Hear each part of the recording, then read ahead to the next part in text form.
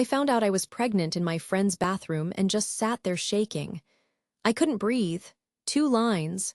My brain stopped working. She held me while I cried and said, "You don't have to do this alone."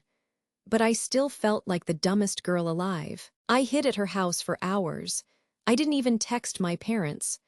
I couldn't look them in the eye knowing what I'd done. Every time I looked in the mirror, I expected to see the same me. But I didn't.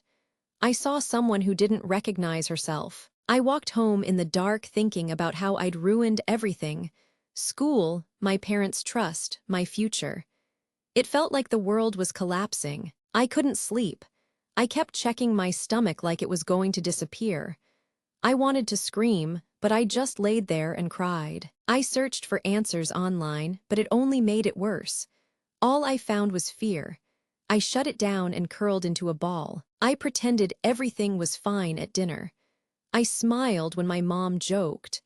But I wanted to run out of the house and never come back. They talked about college like it still mattered.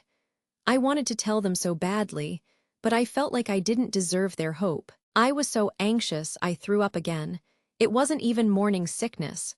It was just fear in physical form. I had my first panic attack on the floor, alone. My little sister knocked on the door and I whispered, "Go away," just to keep her safe from me. I clutched a stuffed bear from when I was 5. Somehow it felt like the only thing that made sense anymore. I tried texting my mom over and over. "I need to talk." Backspace, rewrite, delete. I didn't know how to break her heart like this. I stood at their door for 10 minutes just trying to raise my hand and knock.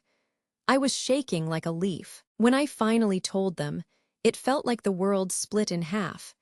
And all I could hear was my own heartbeat thudding in my ears. They were quiet, so quiet. I expected shouting, but there was just silence, and then my mom teared up. They didn't yell, they asked questions. Hard ones, important ones, and they held my hand while they asked. My mom pulled me into her arms, and I sobbed harder than I ever have.